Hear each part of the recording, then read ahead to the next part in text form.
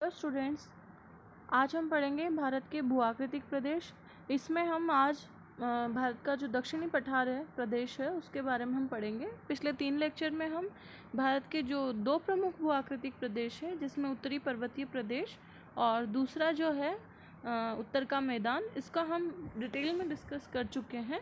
और आज हम जो तीसरा भूभाग है भारत का प्रायद्वीपीय पठार, उसके बारे में हम अध्ययन करेंगे।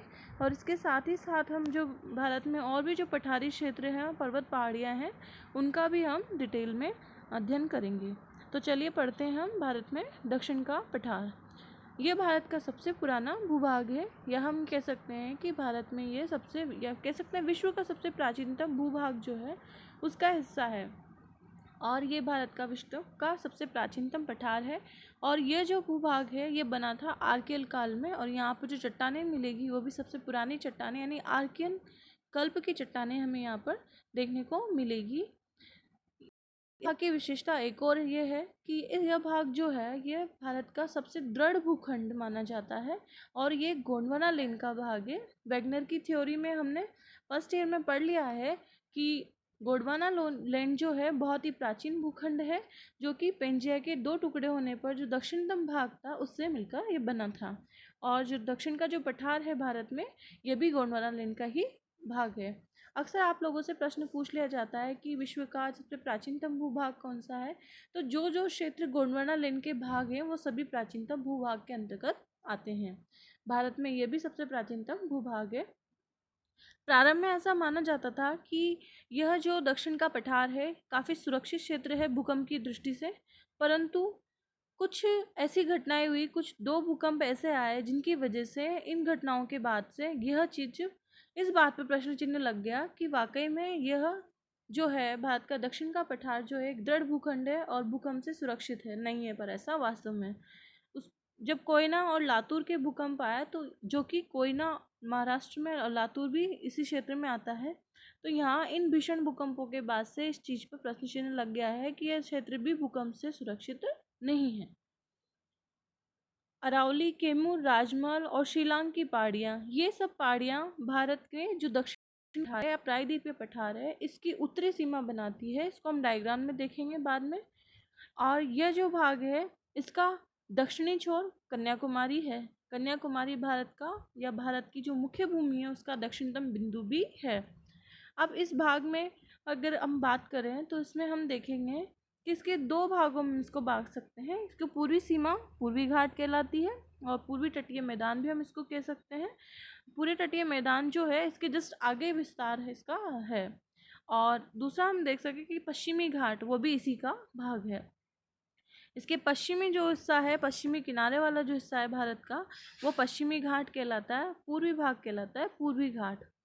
अब यह जो है क्या कहते हैं, जो अवशिष्ट पर्वत है इसमें हमें ज़्यादातर एक काफ़ी ज़्यादा, मतलब हमें इसमें उबड़ खाबड़ पहाड़ियाँ देखने को मिलेगी जिनका जो अपर्दन है नदियों के द्वारा कर दिया गया है। ज़्यादातर यहाँ पर नदियाँ जो है कठोर चट्टान पर बहने की वजह से अधिकांश नदियाँ गहराई अधिक रखती है। और इस क्षेत्र में अगर हम कहें कि यह एक अवशिष्ट पर्वत के रूप में वर्तमान में बचा हुआ है, तो उसको अवशिष्ट भूभाग भी हम कह सकते हैं। और ऐसा माना जाता है कि जो पश्चिमी घाट है यह अफ्रीका से भारत के अलग होने के क्रम में अरब सागर के रूप में भ्रंश घाटी का जब निर्माण हुआ, तो उससे एक भ्रंश कगार के रूप में पश्चिमी घाट शेष रह गया। और इसको हम ब्लॉक पर्वत का भी उदाहरण मान सकते हैं।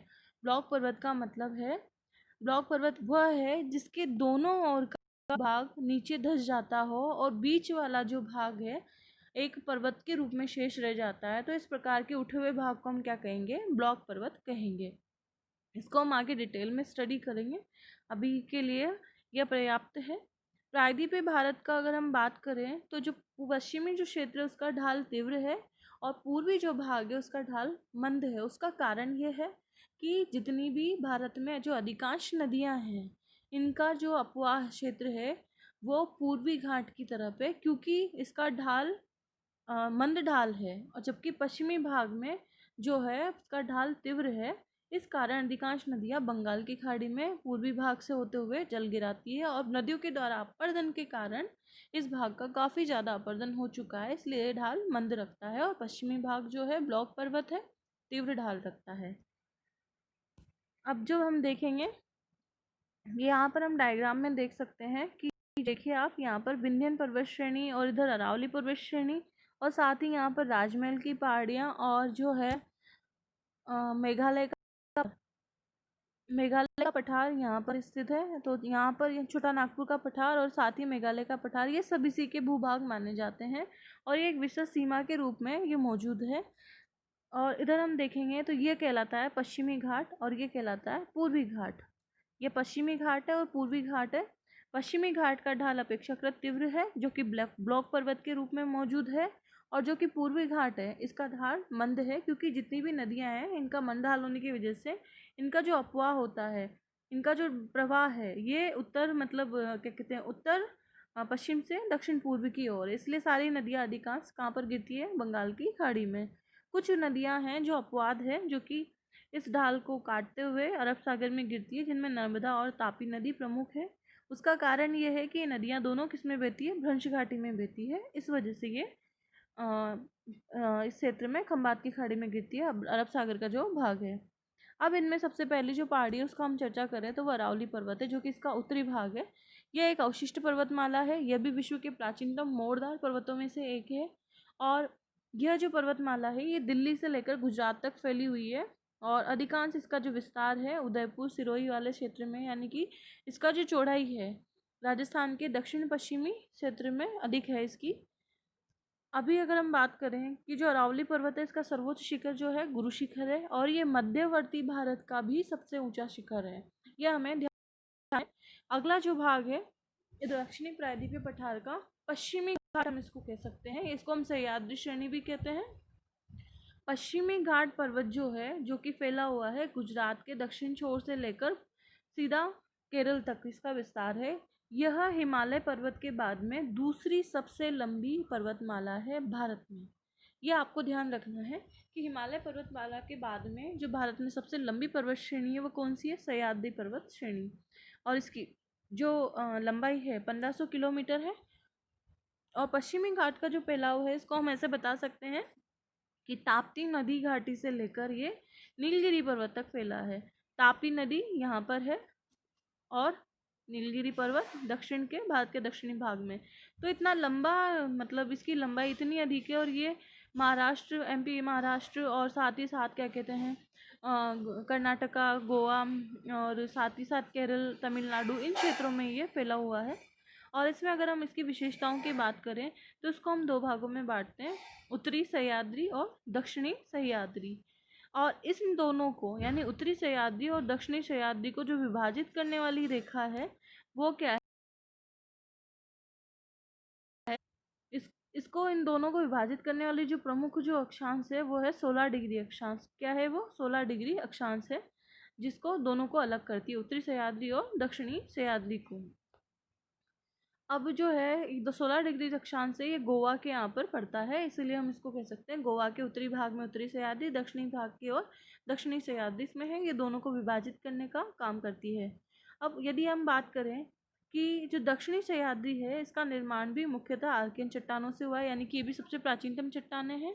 और अगर हम इनकी सर्वोच्च शिखरों की बात करें तो उत्तरी सह्याद्री का सर्वोच्च शिखर जो है कालसूबाई है, जिसकी ऊंचाई है 1646 मीटर, और दक्षिणी सह्याद्री का जो सर्वोच्च शिखर है वो है कुद्रेमुख, जिसकी ऊंचाई है 1892 मीटर। और इसके अलावा और भी पर्वत श्रेणियाँ हैं जिनमें पुष्पगिरी भी प्रमुख है। और अब अगर हम देखें कि पुष्पगिरी जो पहाड़ी है जो कि दक्षिणी सह्याद्री में स्थित है, इससे कावेरी नदी का अपवाह होता है, यहाँ से कावेरी नदी निकलती है। और अगली जो विशेषता है इसमें नीलगिरी की पहाड़ी। यहाँ पर नीलगिरी की पहाड़ी की अगर हम बात करें तो दक्षिणी सह्याद्री का जो हिस्सा है यहाँ पर एक गांठ के रूप में, एक ग्रंथि के रूप में नीलगिरी की पहाड़ी फैली हुई है, क्योंकि इससे और भी अन्य पहाड़ियाँ तमिलनाडु और केरल की ओर विस्तार इसका हो चुका है, और कर्नाटक में भी इसका कुछ विस्तार है। तो ये जो ग्रंथि है नीलगिरी की पहाड़ी, इससे छोटी छोटी पहाड़ियाँ फैली हुई है निकल कर, इसलिए इसको हम नीलगिरी पहाड़ी को एक गांठ के रूप में भी देख सकते हैं। और जो नीलगिरी की पहाड़ी है इसका जो सर्वोच्च शिखर है वो है दोद्धा बेटा, और भारत का जो दक्षिणी भारत का जो दूसरा सर्वोच्च शिखर है ये माना जाता है, क्योंकि सबसे ऊंचा जो शिखर है दक्षिणी भारत का वो है अन्नाईमुड़ी। तो आप ये चीज़ प्रश्न को ध्यान में रखें कि नीलगिरी पर्वत का तो सर्वोच्च शिखर क्या है, दोदा बेटा है, और दक्षिणी भारत का सर्वोच्च शिखर क्या है, अन्नाईमुड़ी है। तो आपको ये अच्छे से ध्यान रखना है। अब इसमें एक चीज़ देखेंगे कि जो नीलगिरी की पहाड़ी है, इसी के क्रम में दक्षिण की ओर लगातार पहाड़ियों का एक विस्तार क्रम बना हुआ है, और इन पहाड़ियों को काटने का काम विभिन्न दर्रे कर रहे हैं। उन दर्रों का भी हम अध्ययन करेंगे। सबसे पहले नीलगिरी की पहाड़ी जो गांठ के रूप में है, उसके दक्षिण में अन्नामलाई की पहाड़ियाँ, और फिर उसके अन्नामलाई की पहाड़ियों के दक्षिण में कार्डेमम पहाड़ी, कार्डेमम मतलब इलायची की पहाड़ियाँ, और सबसे दक्षिणतम छोर में जो पहाड़ियाँ हैं वो है नागरकोइल की पहाड़ियाँ। तो ये इनका क्रम याद रखना है। अक्सर आपसे एग्जाम में जो पूछ लिया, कम्पिटिटिव जो एग्जाम होते हैं उनमें इनका क्रम पूछ लिया जाता है और इनकी स्थिति भी पूछती जाती है। अब इसमें देखेंगे कि अन्नामलाई की जो पर्वत है, यानी कि जो नीलगिरी के दक्षिण भाग में स्थित है, यहाँ पर केरल और तमिलनाडु की सीमा पर ये विस्तार इनका हो रखा है। और अन्नामलाई की पर्वत में दक्षिण में इलायची की पहाड़ियाँ हैं और उसके दक्षिण में नागरकोइल की पहाड़ियाँ हैं। अब अन्नामलाई की जो पहाड़ियाँ हैं, इनसे एक और जो पहाड़ियाँ हैं तमिलनाडु की ओर इनसे जुड़ते हुए फैली हुई है। उसमें दक्षिणी भारत का एक सबसे क्या कह सकते हैं हम इसको, स्वास्थ्य वर्ग हिल स्टेशन या बोल सकते हैं पहाड़ी स्थल, या इसको हम कह सकते हैं टूरिस्ट प्लेस कह सकते हैं, हिल स्टेशन कह सकते हैं, जो काफ़ी फेमस है। उसका नाम है कोडाई कनाल। ये ऊंचाई पर स्थित है, इसलिए यहाँ पर काफ़ी अच्छी मतलब अच्छा इसका यहाँ का स्वास्थ्यवर्धक जलवायु है यहाँ की। और कोडाई कनाल जो है तमिलनाडु में है, और ये एक प्रसिद्ध स्वास्थ्यवर्धक स्थल है। यहाँ पर टूरिस्ट प्लेस के नाम से, टूरिस्ट प्लेस की तरह भी ये एक फेमस है, जिसमें ऊटी का हमने नाम सुना है। इसका नाम उटकमंडलम हम कहते हैं इसको। तो यह भी नीलगिरी पहाड़ी में स्थित एक हिल स्टेशन है। पश्चिमी घाट पर क्या कहते हैं, अगर आप से पूछा जाए कि दक्षिण भारत में जो प्रसिद्ध हिल स्टेशन है, पहाड़ी स्थल है, पर्यटन स्थल है, वह कौन सी पहाड़ी पर स्थित है, जिनका नाम भी आपसे लिया जा सकता है कि ऊटी, या एक बार और पूछ सकते हैं कोडाई कनाल, ये कौन सी पहाड़ियों पर स्थित है। तो आपको नाम याद होना चाहिए कि वो है नीलगिरी पहाड़ी पर। और अगर नीलगिरी पहाड़ी नहीं ऑप्शन में होता है तो आप पालनी पहाड़ी उसका आंसर करेंगे।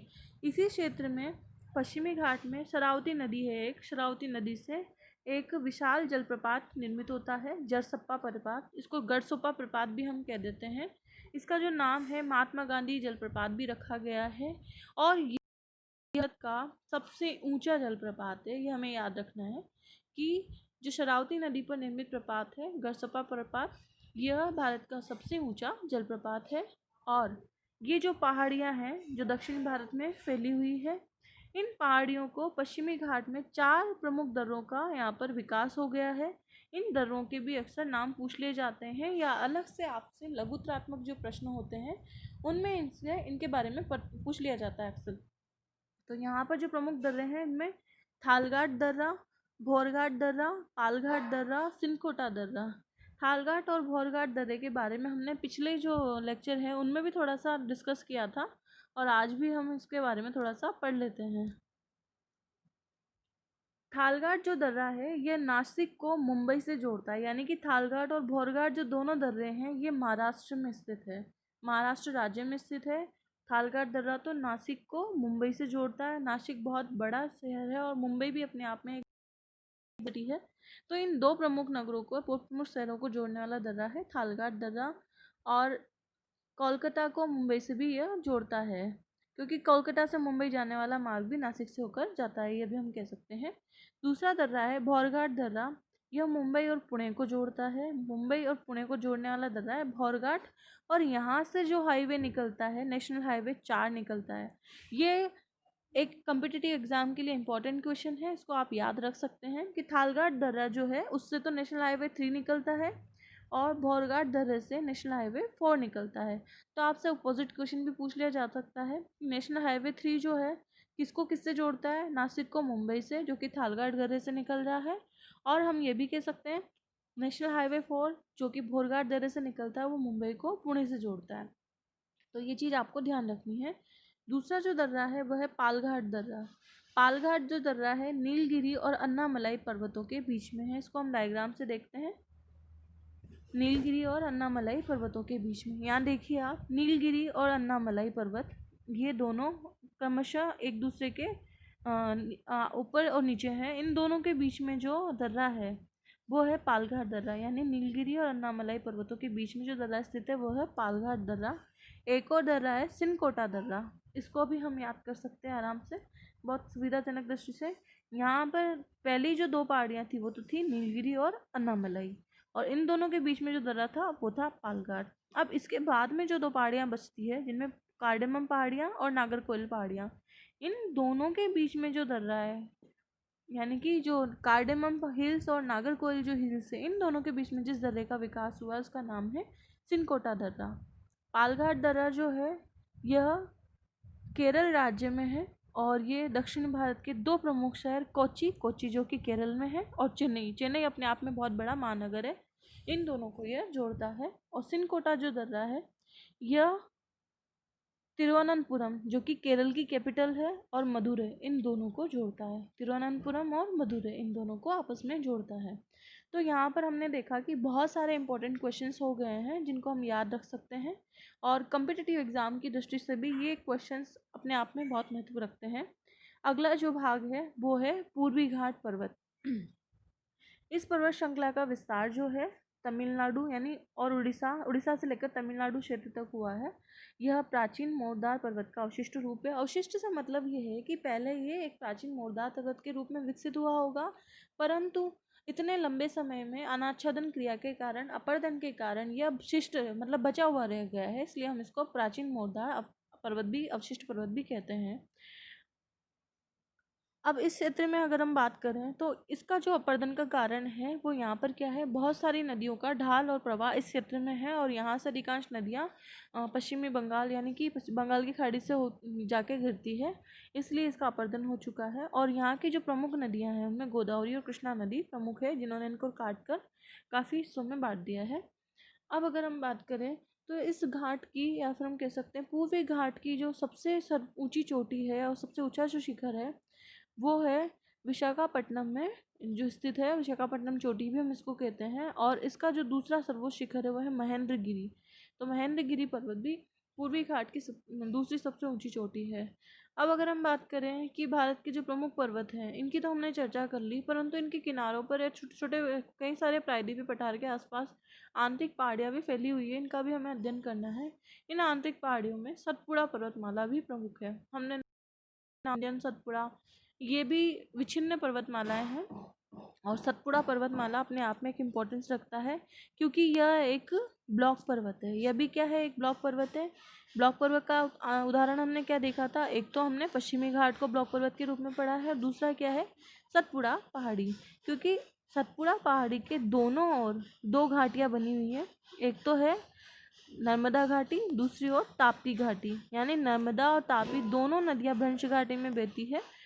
ये नीचे भाग चला गया है और इनके बीच का जो भाग है पर्वत के रूप में शेष रह गया है वो है सतपुड़ा पर्वत, इसलिए इसको हम क्या कहते हैं, ब्लॉक पर्वत कहते हैं। ठीक है, तो ये हमें याद रखना है। अगला जो है महादेव पहाड़ी, यहाँ पर जो है इस क्षेत्र में और भी अन्य पहाड़ियाँ हैं जो इसके आसपास फैली हुई है, जिनमें महादेव मैकाल पर्वत श्रेणियाँ प्रमुख है, और इन पर्वतों का महत्व इसलिए भी क्योंकि इनसे महत्वपूर्ण नदियाँ निकलती है। महादेव पहाड़ी का सर्वोच्च जो शिखर है वो है धूपगढ़, और सर्वत पर्वतमाला का भी यह सर्वोच्च शिखर है।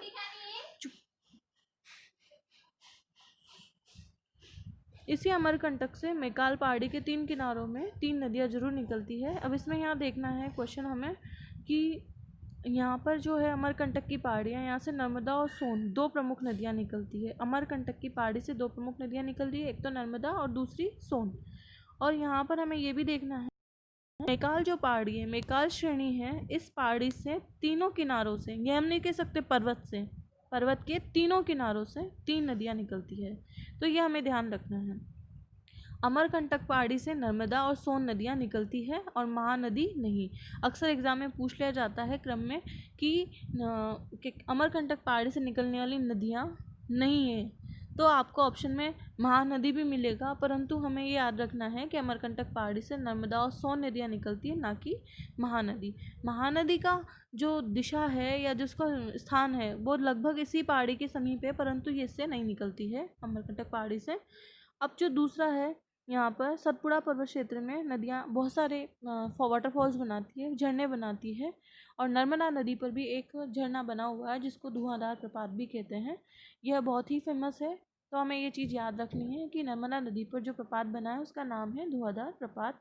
और यहाँ पर संगमरमर की चट्टानें भी पाई जाती है। अगला जो इम्पोर्टेंट है, इनमें बहुत सारे छोटे छोटे पठार हैं जिनमें बघेलखंड का पठार, छोटा नागपुर का पठार, ये सभी पठार काफ़ी इम्पोर्टेंस रखते हैं क्योंकि ये जो पठार हैं ये खनिजों की दृष्टि से, खनिज भी कौन से, जो मेटलिक खनिज होते हैं यानी कि धात्विक जो खनिज होते हैं उनकी दृष्टि से ये बहुत ही अधिक बड़े भंडार रखते हैं, इसलिए भी इनका आर्थिक दृष्टि से काफ़ी महत्व है। और इस क्षेत्र में जो है छोटा नागपुर का पठार काफ़ी ज़्यादा इसलिए प्रसिद्ध है क्योंकि इस क्षेत्र में दामोदर नदी भी प्रवाहित होती है जो कि एक भ्रंश घाटी बनाती है। और जितने भी यहाँ पर उद्योग लगे हुए हैं, जितने भी यहाँ उद्योग लगे हुए हैं वो इस जो पठार में स्थित जो उद्योग हैं, जो धात्विक उद्योग है जिनमें कोयला आधारित उद्योग है, लौह उद्योग है, उनके लिए भी काफ़ी बड़ा योगदान देती है दामोदर नदी। इसके लिए साथ ही दक्कन का जो पठार है इसके 3 भागों में हम बांटते हैं। दक्कन का पठार जो है वो भी प्रायद्वीपीय पठार का ही भाग है, इसी को हम 3 भागों में बांटते हैं, दक्कन लावा पठार, तेलंगाना का पठार, कर्नाटक का पठार। दक्कन लावा पठार दक्षिणी भारत में क्रिटेशियस काल में बना था और इस भाग का जो निर्माण हुआ था वो दरारी उद्भेदन से हुआ था, यानी कि लावा निर्मित चट्टान है, ये भी लावा निर्मित भूभाग है, परंतु इसमें जो है ज्वालामुखी में जो हुआ, दरारों से जो लावा निकला उससे इसका निर्माण हुआ था। और वर्तमान में इस पर काली कपासी मिट्टी का विकास हुआ है जो कि काफ़ी उपजाऊ है और ये जो है कपास की कृषि के लिए, गन्ने की कृषि के लिए भी बहुत ही महत्व रखती है। अब जो है अगला फैक्ट है इसमें तेलंगाना का पठार, मैसूर का पठार और दंडकारण्य का पठार और मेघालय का पठार। अब इनके बारे में हम डिटेल में चर्चा अगले लेक्चर में करेंगे। दोबारा से इन पठारों को हम एक बार और डिस्कस करेंगे ताकि बहुत सारी चीज़ें हैं जो रह गई है वो क्लियर हो जाए। आप भी रहे क्वेश्चंस रहे तो कृपया उनको पूछने की कोशिश करें, आप इसमें से क्वेश्चंस निकालें जो आपसे पूछे जा सकते हैं। Thank you.